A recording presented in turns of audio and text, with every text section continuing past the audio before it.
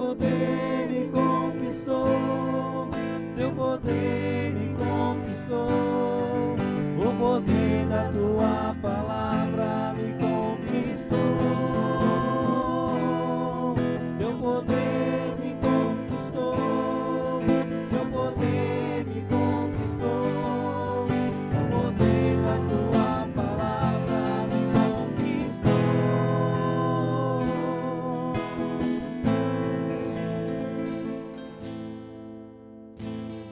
Vem, Espírito Santo,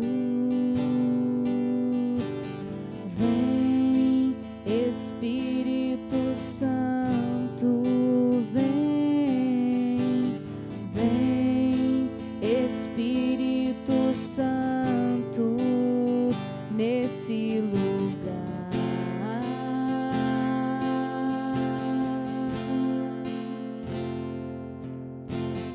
Vem, Espírito Santo, vem, Espírito Santo, vem, vem, Espírito Santo, nesse lugar.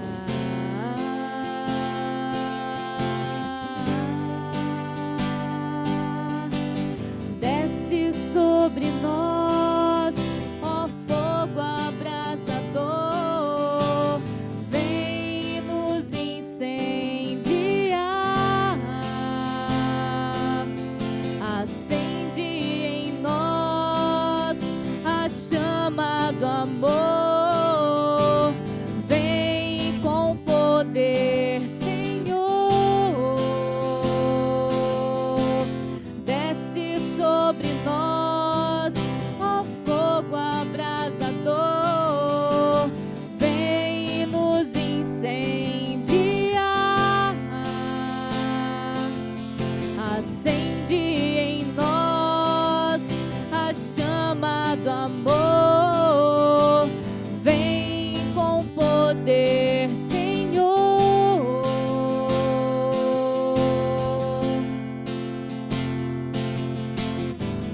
Recebe o fogo do céu, recebe o fogo do céu, recebe o fogo do céu, recebe o fogo do céu, recebe o fogo do céu, recebe o fogo do céu. Senhor, nós nos colocamos na Tua presença, pedindo, Senhor, que possamos renovar as alegrias de estarmos contigo. Por isso, batiza-nos no Teu Espírito Santo, que possamos receber de Ti, Senhor, esse fogo do Teu Espírito, o fogo que queima em nós toda e qualquer situação de pecado, toda e qualquer situação de tristeza, toda e qualquer situação de angústia. Nós clamamos a Ti, Senhor, a presença atuante, operante do Teu Espírito Santo conosco, para podermos continuar vivendo sob o poder do Teu amor, sobre o poder da Tua graça. Vem, Senhor, envolve-nos com Tua graça, Jesus. Bendito seja, Senhor, bendito seja, Senhor. A chama do amor, vem com poder, Senhor.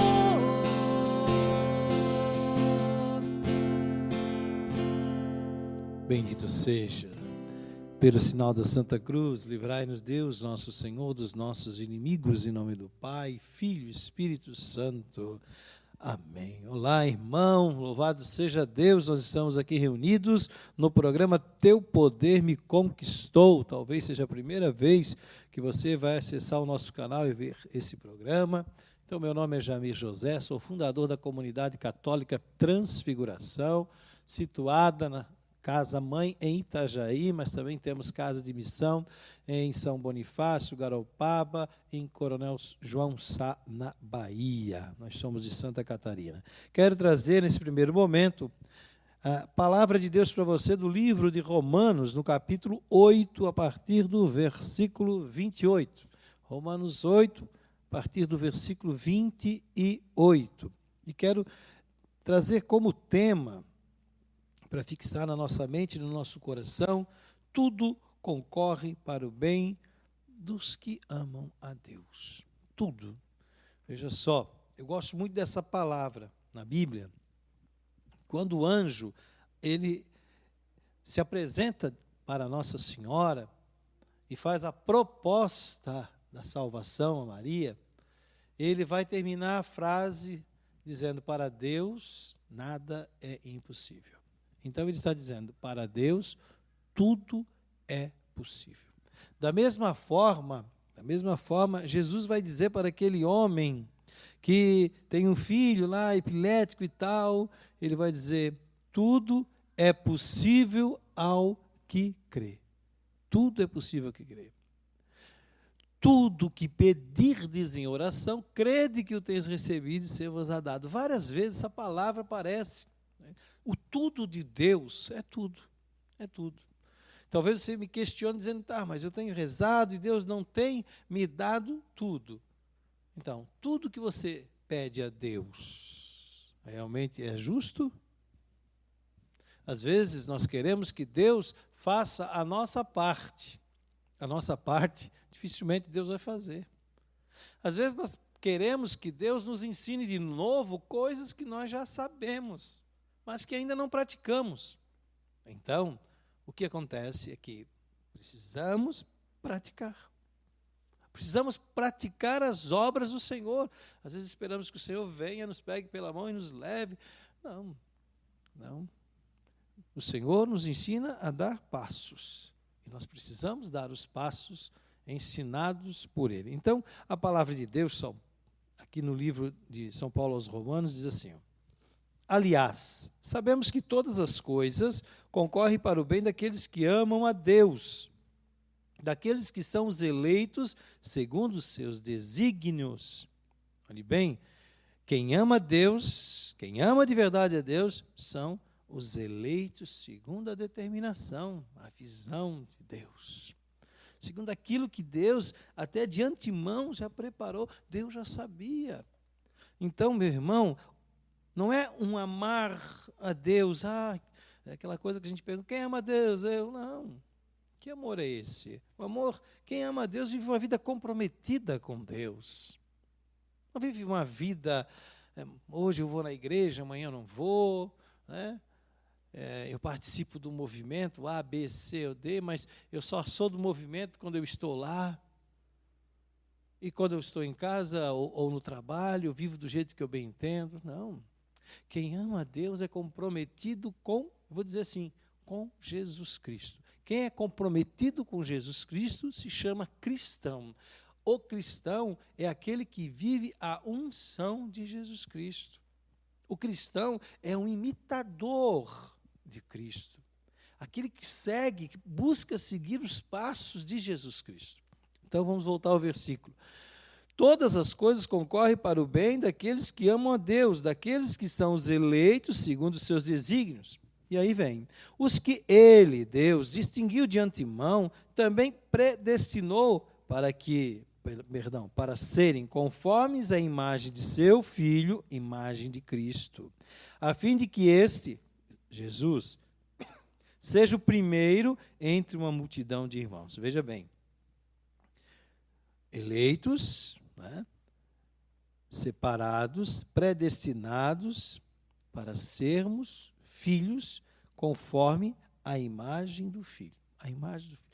Eu não posso ser um apaixonado, um homem, uma pessoa que ama a Deus, fora da imagem de Jesus Cristo. Senão esse amor pode ser até um sentimentalismo. E quero dizer para você, irmão, quem vive só de sentimentalismo, um dia ama a Deus, outro dia é capaz de amar o diabo. Quem vive só no amor, é bom sentir, é bom, é gostoso demais. Como é bom sentir o teu amor, Senhor, como é bom, e é bom mesmo. Mas e quando não sente? Caminha, porque sabe que é bom. Caminha em Deus. Agora, quem vive só nesse toque, precisa ser tocado, daqui a pouco é tocado. Eu conheço pessoas que falam de boca cheia, né? Eu fui curado numa operação assim, assado, espírita, e não sei o quê. E outro, eu fiz um pacto com o capeta e eu vivo bem por causa disso. Pois é, eu quero viver bem com Deus para sempre. A minha vida, mesmo que tenha fim, essa vida corpórea, ela vai ser uma vida eterna, por causa que o Senhor, Ele me elegeu para a eternidade. E te elegeu, e elegeu o que fez a operação, e elegeu o que fez pacto com o demônio. São homens e pessoas eleitas para o céu, que rasgaram, que romperam, que rejeitaram a Deus. Então, olhe bem, os que distinguiu, esse aqui, aquele ali, também predestinou para serem conforme a imagem de seu Filho. Jesus é o primeiro, mas nós temos a imagem dele, reconhecemos que ele é o primeiro, ele é Deus, e nós somos somente filhos de Deus. Ele é Deus, é filho de Deus, e nós temos toda a herança dele, menos a divindade. Versículo 30, e aos que predestinou também chamou, e aos que chamou também os justificou, e os que justificou também os glorificou. Olha que bonita essa palavra. Eu não estou aqui por acaso. Eu não digo que amo a Deus por iniciativa minha. Não foi eu que um belo dia, não foi você que um belo dia acordou e disse, eu amo a Deus. E começou a viver um relacionamento de amor com Deus. Não, foi Deus que começou primeiro. Foi Deus que preparou o terreno primeiro. Foi Deus que chegou primeiro na tua vida. Foi Deus que foi mexendo em áreas na tua vida para que você pudesse ir acordando para Deus e assim aceitando o mover de Deus, reconhecendo o mover de Deus. Deus começou a te conquistar, a me conquistar, e lentamente, às vezes até rejeitando, nos fazendo de difícil, porque nós somos um povo difícil, né? Nós somos um povo difícil. Meu Deus, se não nos abraça, se não nos olha, nós já esticamos um beiço, né? Somos um povo difícil. Mesmo assim, o Senhor continua investindo. Então, o relacionamento de amor, eu amo a Deus, você ama a Deus, porque diz o Evangelho, diz a carta de São João, amamos porque Ele nos amou primeiro. Então, o amor que eu tenho, o amor que você tem para com Deus, irmão, já é uma resposta a um investimento de Deus. Deus tem investido na tua vida. Deus tem investido. Porque o Senhor quer fazer homens e mulheres à imagem de Jesus Cristo. Isso significa o quê? Homens e mulheres santos, porque aí sim nós vamos fazer a diferença nesse mundo. Por fim, que diremos depois disso? Se Deus é por nós, quem será contra nós? Então, se amamos a Deus, porque fomos conquistados por Deus, se reconhecemos que fomos separados por Deus, que fomos eleitos por Deus, para sermos o reflexo, olha, isso até é carisma nosso da comunidade, reflexo do amor apaixonado, mas é coisa para todo cristão.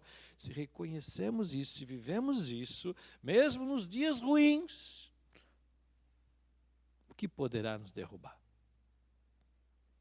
Porque Deus é por nós, sempre. Mesmo quando nós estamos, às vezes até beiçudos com Deus, Deus é por nós. Deus sempre é por nós. E se Deus é por nós, irmão, quem será contra nós? Eu gosto de dar uma resposta diante desse versículo. Se Deus é por nós, quem será contra nós? O único que pode me derrubar no meu relacionamento com Deus sou eu mesmo. Ninguém consegue, ninguém tem poder de me tirar da presença de Deus, nem o diabo, se eu tiver plena convicção desse relacionamento de amor, dessa eleição que Deus fez para a minha vida. Amém? Quero te convidar a curvar a tua cabeça, inclinar a tua cabeça, deixar essa palavra ir se alojando na sua mente, no seu coração. Que essa palavra produza na tua vida os efeitos de cura, de milagre, de libertação. Se você de repente ainda vive uma vida amando a Deus, mas amando o mundo, saiba, você não vai ganhar o céu. Se o seu amor a Deus ainda é partilhado com amor ao mundo, é porque você não ama a Deus. O Senhor, Ele te separou O Senhor não te chamou para viver como um pregador, como um cantor. O Senhor não te chamou para viver somente sendo isso, ou somente sendo um catequista, ou sendo um coordenador de um movimento da igreja, ou participando da liturgia. O Senhor não te chamou só para isso. O Senhor te chamou, me chamou, para que pudéssemos amá-lo e viver segundo a imagem de Jesus Cristo. Segundo a imagem de Jesus Cristo. Então, meu irmão, preste atenção. Se tu dizes que ama a Deus, mas ainda amas o mundo, somos mentirosos. Pedimos, Senhor, nos cure. Nos cure. Hoje, de modo especial, eu te peço que tu nos dê um abraço. Abraça-nos. Segura-nos bem firme, Senhor. Se o nosso corpo está amolecido, se estamos enfraquecidos, nos sustenta firmemente. Envolve-nos com tua misericórdia. Amado Deus, bendito Senhor. Aleluia.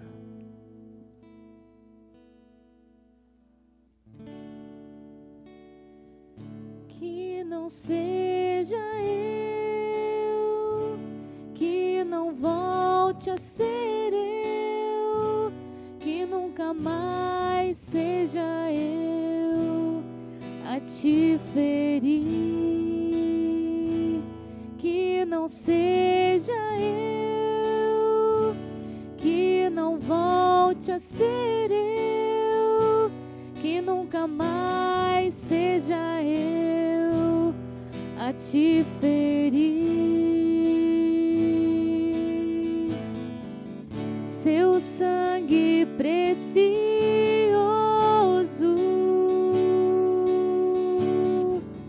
sua força inabalável,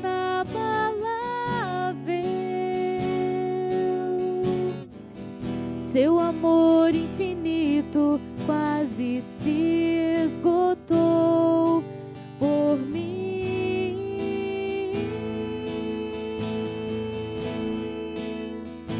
Que não seja eu, que não volte a ser eu, que nunca mais seja eu a te ferir. Que não seja eu, que não volte a ser eu, que nunca mais seja eu a te ferir. Amém, louvado seja Deus, que não seja eu a te ferir, Senhor. Estamos de volta então, nessa parte do nosso programa, onde nós ouvimos um testemunho de vida, né? De alguém que teve um encontro, ou que vive a sua vida buscando cada vez mais essa experiência do poder de Deus. E hoje nós estamos aqui com um camarada que fala fininho, ele fala, é o Paulo. Deixa tu te apresentar, como é que é? Diga o nome aí, casado, solteiro. Boa noite, eu sou o Paulo, né, sou casado com a Solane, temos 3 filhos, o Lucas, a Ana, a Júlia e o Davi, e sou membro da comunidade, né, sou filho de aliança, né, estou na etapa de discípulo de 2º ano. Muito bem, Paulo. Então, para o povo poder conhecer um pouco da tua história, dentro da igreja, fora da igreja, o Paulo é da onde? O Paulo veio de onde? Como é que começa a história do Paulo com Jesus? Então, eu sou natural do oeste do Paraná, cidade de Marechal Cândido Rondon, onde eu vivi até os meus 9 anos de idade e viemos para Balneário Camboriú. Aos meus 12, 13 anos em Balneário Camboriú, eu tive meu primeiro contato com a igreja, né? Um colega meu disse que ele conheceu uma pessoa que andava sobre as águas. Eu falei, mas sério? Eu falei, não existe, né? Não, vamos lá que eu vou te mostrar que tem uma pessoa que anda sobre as águas. E que idade tu tinha? Tinha uns 13 anos, 13 mais anos. ou menos. Bom, fácil. E aí eu fui e era um grupo de jovens, né? Aí depois que eu fiquei conhecendo a passagem que Jesus andou sobre as águas, né? Mas foi a forma que ele teve para me convencer a ir para a igreja, né? Ele já era da Mas até igreja. os 13 anos tu não ia, então? Então, quando eu era criança, a minha cidade natal é uma cidade de colonização alemã, né? Eu lembro que a gente ia, eu acredito que era a igreja luterana, né? Luterana de Confissão do Brasil. Eu ia com a minha mãe, mas eram poucas vezes assim. A minha família não tinha o hábito de frequentar a igreja, né? Então, era algumas ocasiões que eu tenho uma leve lembrança de ter ido para a igreja. Mas eu comecei a ter o contato mesmo foi aos 13 anos com um grupo de jovens lá em Balneário Camboriú. Aí eu fui para o grupo de jovens e ali eu comecei a desenvolver uma vida dentro da igreja, comecei a criar amigos, tudo mais. Foi dentro do grupo de jovens também que Deus colocou a música dentro da minha vida, né? Então, mais ou menos com uns 15 anos, a gente comprou os instrumentos usados do ministério que tinha na época, que o padre estava trocando todos os instrumentos, e eu resolvi comprar bateria, né? Porque eu não sei, mas não entendi Não tocava ainda. nada, não fazia nem ideia do que era uma bateria, né? Só sabia o formato, mas resolvi comprar e logo em seguida já consegui fazer um ritmo, e aí fui evoluindo na música e dentro da música evoluindo dentro da igreja, crescer, né? Fizemos retiros de experiências de oração, né? Tive meu primeiro encontro com Deus nesses retiros, né? De experiência de oração. E, através da música, como já tinha um ministério dentro do grupo de jovens, e a gente era um segundo ministério, a gente começou a ir para os outros grupos nos bairros, né, que nós era ali da Santa Inês, ali no centro de Balneário. Aí a gente foi primeiro para a igreja de São Sebastião, lá no bairro das Nações, tocamos no grupo de jovens, e depois a gente recebeu um convite da filha do seu Herculano, a Juscelia, para a gente tocar no grupo de jovens da Rua Itália, ali da Capela São Francisco de Assis. Aí a gente tocou 1 ou 2 grupos lá, era aos sábados, e a gente começou a participar mais lá. Automaticamente a gente acabou saindo do grupo da São Sebastião e começou a ficar mais no grupo da São Francisco. E ali eu conheci a minha esposa Solane. O grupo da São Francisco era o Pentecostes já? Pentecostes, já era o grupo Pentecostes. Eles tinham iniciado, fazia um mês mais ou menos. Nós somos o primeiro ministério que foi tocar. Nós não éramos do grupo, mas eles chamaram, aí a gente começou a ir e começou a desenvolver lá. E lá eu conheci a Solane, ela também, através da música, né? Depois, acho que o nosso ministério já tinha terminado, eu entrei num outro ministério que ela cantava, e ali a gente se conheceu, era somente amigos, né? Mas Deus já começou a idade trabalhar. Tinha? Que eu conheci ela, eu deveria ter uns 18 anos, mais ou menos, já devia ter uns 18 anos, ela deveria estar com seus 15 anos para fazer 16 anos, né? E ali Deus já começou a digamos, criar o plano dele para a nossa vida, porque a minha sogra, né, a mãe dela me fala, e ela também, que um dia eu estava tocando no grupo de oração da terça-feira, que era o grupo adulto, e ela e a mãe dela entraram na igreja, né, e a igreja ficava no segundo pavimento ainda, né, subiram a escada, entraram na igreja, e a mãe dela falou: Solane, eu gostaria que tu casasse com um menino igual aquele que está lá na bateria. E era eu. Nossa, eu não sei se eu digo que isso era bom gosto, né? Continua.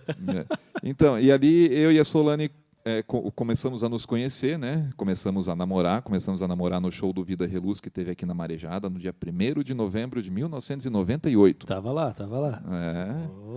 É. Eu tava lá, Vida Reluz. Vida Reluz. Ali a gente começou a namorar. E após 1 ano e meio de namoro, a gente não viveu o namoro na castidade, né?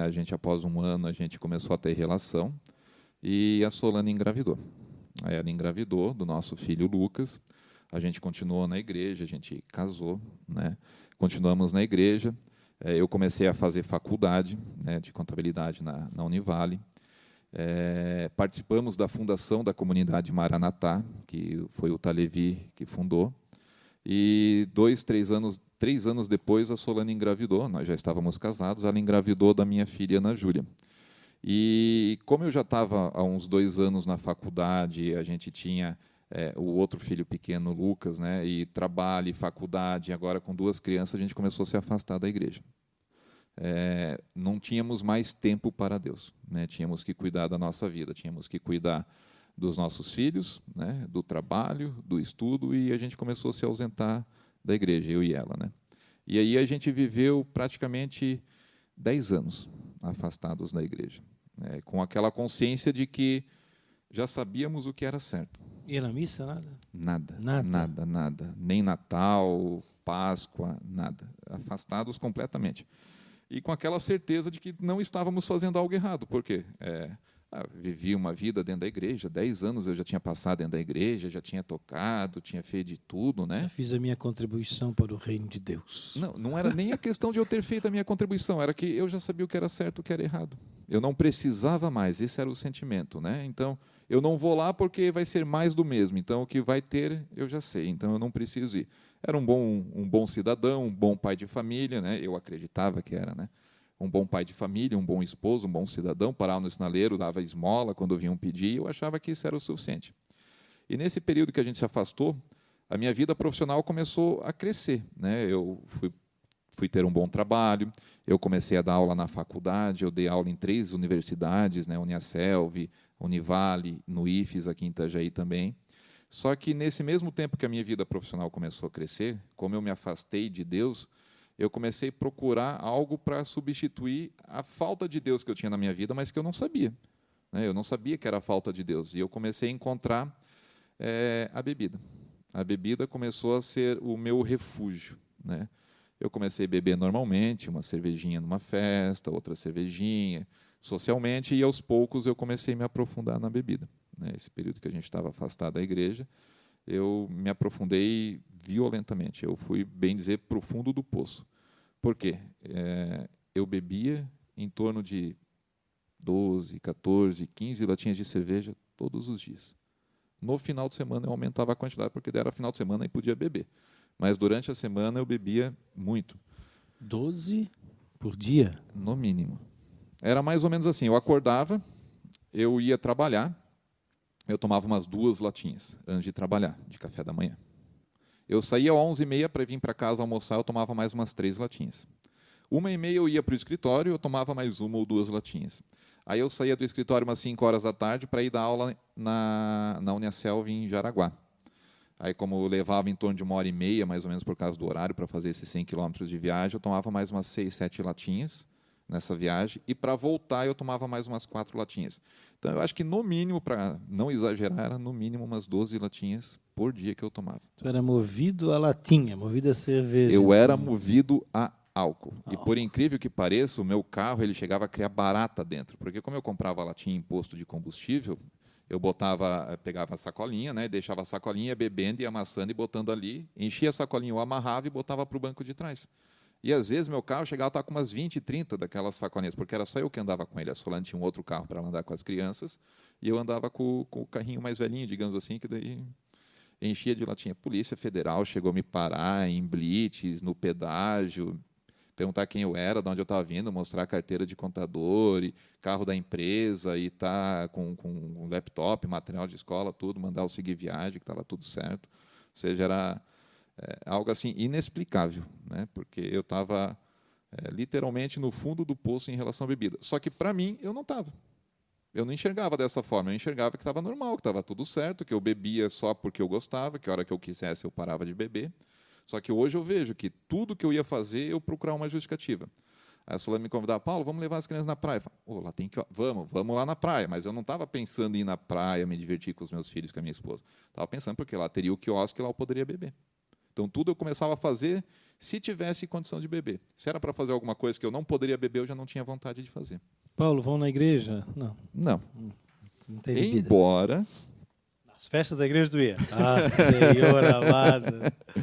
Então, a gente passou por um problema de saúde da minha filha, né? Ela teve apendicite, e o apêndice dela chegou a romper, e ela chegou a ficar aproximadamente umas 2 ou 3 semanas com o apêndice rompido, sem a gente saber. A gente foi ao médico, 2 médicos erraram, não identificaram, o terceiro médico viu o que realmente era, a gente fez uma ultrassom. Até hoje, o médico fala para nós que ele não entende como que ela não veio a óbito. Por quê? O apêndice dela rompeu e o próprio pus estancou. Ela tinha 9 anos, se não me falha a memória, e o apêndice dela estava com 8 centímetros. Já tinha estourado, já tinha vazado o pus, só que não deu uma infecção generalizada, porque o próprio pus que vazou acabou estancando. A gente internou, ela fez a cirurgia após 24 horas de antibiótico, porque o risco de uma infecção era muito grande. E quando a gente retornou do hospital, que ela teve alta, a gente teve um carro furtado. E a Solane já estava com o propósito de voltar para a igreja, ela tentava me convencer, eu não ia, não deixava ela ir também, né? Falava que não, a gente sempre inventava alguma coisa, eu convidava ela para ir na casa de algum parente dela, nas terças-feiras.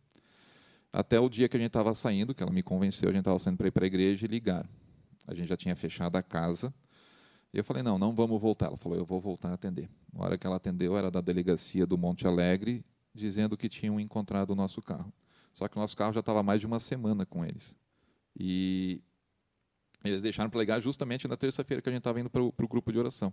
Eu falei para a Solane, não, Solane, eu vou lá buscar o carro. Ela falou, não, nós vamos para o grupo de oração. Naquela terça-feira a gente foi para o grupo de oração e a gente começou a se reaproximar da igreja. Só que tinha um detalhe, a gente começou a se reaproximar da igreja, as pessoas que estavam à frente da igreja nos conheciam, da época de jovens, né? E logo que a gente começou a frequentar, eles já convidaram a Solane para cantar e já me convidaram para tocar bateria. Claro, foi a forma que eles encontraram de nos entrosar novamente, de nos aproximar, né? E era engraçado porque hoje, né, eu falo, é vergonhoso, né? Mas a gente ia para o grupo, eu chegava, eu falava, não, Solane, fica aqui já na igreja, que eu vou ali na esquina, no posto, vou comprar uma bala para a gente mascar alguma coisa, né? Eu ia no posto, comprava 2 latinhas de cerveja, tomava as 2 latinhas de cerveja e voltava para tocar bateria no grupo de oração. Então, a gente retornou para a igreja, mas eu ainda não tinha retornado, né? Eu estava indo por ir, ou pelo prazer de tocar bateria, ou para que minha esposa não reclamasse de mim, né? Mas eu ainda, todo o grupo de oração eu bebia antes de começar o grupo de oração. E daí esses colegas nossos, eles já conheciam aqui a comunidade, e eles começaram a falar para nós da Transfiguração. Ah, não conhece, vocês não conhecem a Transfiguração? Eles ficavam abismados que a gente não conhecia, né? Todos eles já tinham feito retiros aqui na comunidade. Eles começaram a nos falar da comunidade, que tinha um retiro chamado Rava, mas que eles não podiam falar para nós como é que era, só que era um retiro diferente, um retiro forte. E daí a gente reencontrou um outro amigo do passado, que era o Írio. E o Írio foi a primeira pessoa que nos trouxe até a comunidade. A gente veio seguindo ele de carro, né? Aí viemos aqui, eu fiquei assustado, né? No Ferreirão eu fiquei lá para o fundo. Se tivesse uns 30 metros a mais, eu ia mais 30 metros para o fundo. Ficou assustado? Por quê? Era muita gente feliz. Era muita gente feliz. Era muita gente feliz. Muita gente feliz.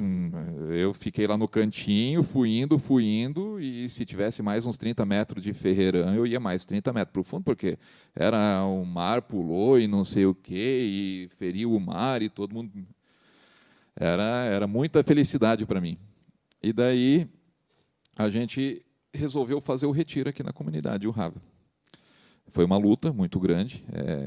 Muitos irmãos de comunidade chegaram a rezar por nós, chegaram a entrar em contato. O próprio Dodge chegou a entrar em contato comigo quando ele soube que eu estava querendo desistir do retiro, né? Foi ele que conseguiu as senhas para nós aqui para fazer o retiro.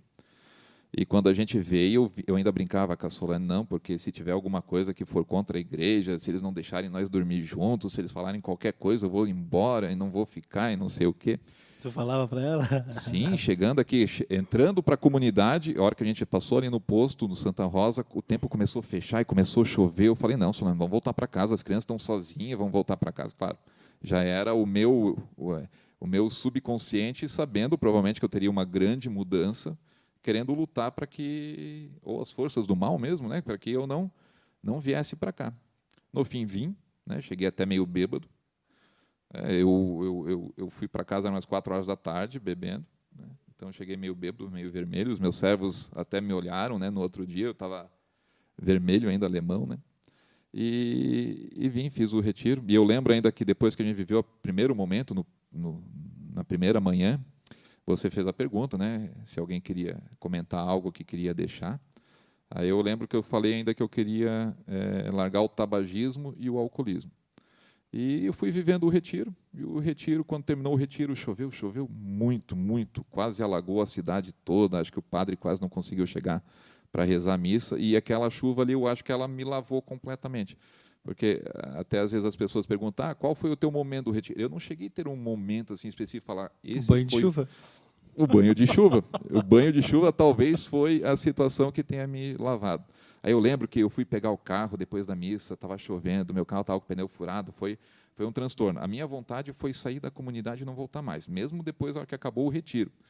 Por quê? Porque eu não sei dizer o porquê, mas eu não queria mais. Eu estava irritado, estressado, eu tinha esquecido, os meus servos tinham esquecido a minha carteira, minhas coisas na mata, e estava à noite, estava escuro, e chovendo, e o pneu furado. Eu queria fugir da comunidade. 2 semanas depois, eu queria vir para a comunidade. Eu queria vir para a comunidade, e, bom, tu vai se recordar, qualquer motivo era motivo. Vamos lá ver se eles estão bem. Né? A gente saía lá de Camboriú para vir para cá para ver se estava tudo bem. Né? E começou a despertar uma vontade de cada vez estar querer mais próximo, querer estar mais tempo aqui. E Deus mudou a minha vida através desse retiro. Né? Ele já tinha mudado a minha vida num primeiro momento, quando a gente foi para a igreja, através do homem que andava sobre as águas, mas eu decidi abandonar a igreja, né, para cuidar da minha vida. E ali eu não cuidei da minha vida espiritual, eu achando que eu era um bom pai, um bom esposo, e na verdade eu fazia meus filhos e minha esposa sofrer por causa da bebida. Mas graças a Deus, a minha esposa insistiu para que a gente retornasse, eu retornei para a igreja e conhecemos a comunidade, onde foi realmente o divisor, foi a minha, eu posso dizer hoje com certeza, foi a minha verdadeira conversão, porque a minha conversão de jovem não foi uma conversão, uma decisão. Né, era mais pelo embalo, pelas amizades, que daí se criou dentro da igreja, acaba indo, né, porque eu bebia, eu fumava, eu só parei de beber e de fumar aqui depois que eu Faz uns conheci a 5 comunidade. anos, teu rala? Foi em 2014, começou no dia 28 de fevereiro, sexta-feira, e terminou anos. 6 anos. 6 anos. Nunca mais fumou? Nunca mais. Quando eu saí da comunidade, fumar eu nunca mais fumei. Mas passou uma semana, eu pensei, agora eu posso beber socialmente. Eu parei no posto uma semana, mais ou menos depois, comprei uma latinha de cerveja, bebi e fui para casa. Posso beber socialmente. No outro dia, parei, comprei 2 latinhas de cerveja, bebi e fui para casa. Eu estava convicto que eu poderia voltar a viver bebendo socialmente. 3º dia, eu bebi 4 latinhas de cerveja e fiquei bêbado. E ali eu vi que eu nunca mais poderia botar uma gota de álcool na minha boca. Porque ou eu iria me afundar cada vez mais, ou eu nunca mais botaria uma gota de álcool na boca. No início, assim, foi bem difícil, porque eu resolvi ser totalmente radical, porque eu estava decidido que eu não queria mais beber. Então, vamos comer um sagu. É de vinho? Não quero. Mas evaporou o álcool. Não importa, eu não quero. Por quê? Porque o meu subconsciente vai falar, tinha vinho. Vinho é bebida. Se eu comer sagu de vinho, eu vou poder tomar uma tacinha de vinho. Então, depois eu saí da comunidade 3 dias que eu bebi, nunca mais. Nunca mais. Paulo, olha só, então, a família mudou totalmente por causa, né, dessa decisão, claro, também teve toda a mudança da Solane, né, esse encontro mais íntimo com Jesus. Então, vida nova. Vida nova. A pergunta, para tu poder resumir para nós a história e a gente poder encerrar esse quadro, é a seguinte: quem é, para ti, o homem que anda sobre as águas? O meu único motivo hoje de viver. Né? O homem que anda sobre as águas é aquele que se prendeu numa cruz, se deixou ser preso numa cruz, né? Se deixou ser morto, né? Para que pudesse ressuscitar e trazer a salvação para nós. Então, hoje, eu tenho a minha esposa, eu tenho os meus filhos, eu tenho os meus amigos, tenho todos os meus familiares, mas eu tenho um único objetivo, que é Cristo. Né? Então, para mim, o homem que anda sobre as águas hoje é Cristo, que é aquele que verdadeiramente vai preencher a falta que eu buscava na bebida, que é o amor de Deus. Né? Então, é Ele que vai preencher o vazio que eu tinha dentro de mim. Somente Ele. Um conselho, de repente, para quem está assistindo e acha que bebe socialmente. Cuidado. Quando a gente está bebendo, quando a gente está fumando, quando a gente está cometendo qualquer outro tipo de pecado, nós acreditamos que não estamos fazendo tão mal quanto podemos estar. Acreditamos que estamos fazendo aquilo que não vai ferir ninguém, que não vai magoar ninguém, e acreditamos que nós somos mais fortes do que aquilo que nós estamos fazendo. E não é.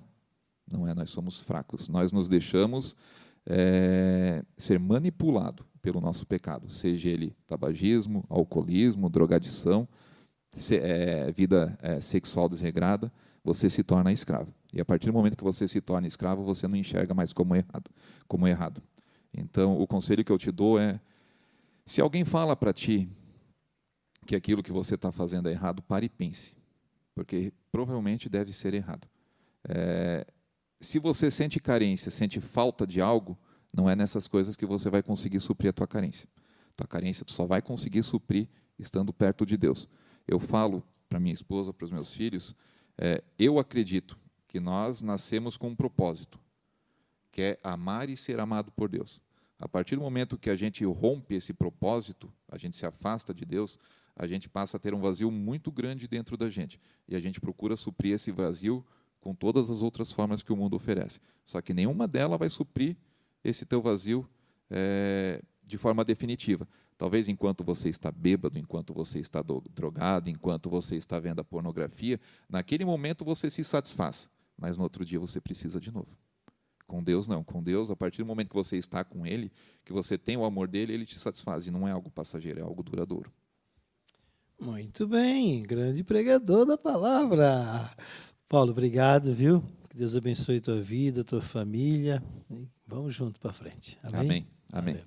Voltamos já em seguida, então, para rezarmos sobre a palavra, sobre o testemunho e para a bênção final. Aguarde, fica conosco aí. Muito bem, irmão. Palavra cheia de poder. Tudo concorre para o bem dos que amam a Deus, aqueles que são os eleitos. Nós vimos aqui a pessoa do Paulo. Quanto cuidado Deus teve na vida do Paulo, não é? Quantas cervejas o Paulo bebeu dirigindo, dando aula, e a polícia não pegou. Cuidado que Deus teve na vida dele. A provocação, olha só. Deus ama primeiro. E Ele acha uma forma de nos trazer. Vai lá na igreja, conheço um cara que anda sobre as águas, foi isso que ele falou? E ele foi curioso à igreja para conhecer esse cara. E esse cara é Jesus Cristo. Hoje, a razão da vida dele. Abre o teu coração. Acolhe Jesus. Você não é um qualquer. Você, por mais que seja uma pessoa sofrida nesse mundo, até rejeitada por todos, você não é uma pessoa qualquer. Você é um eleito de Deus.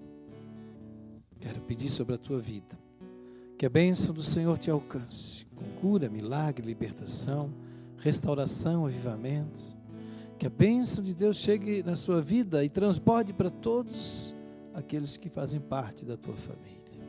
Que a bênção de Deus alcance o teu trabalho. Que a bênção de Deus esteja contigo no ir e no vir. E que cada dia mais o teu amor por Deus seja verdadeiro. Abençoai, Senhor. Em nome do Pai, do Filho e do Espírito Santo. Amém. Que não seja eu, que não volte a ser eu, que nunca mais seja eu a te ferir. Que não seja eu, que não volte a ser eu, que nunca mais seja eu a te ferir.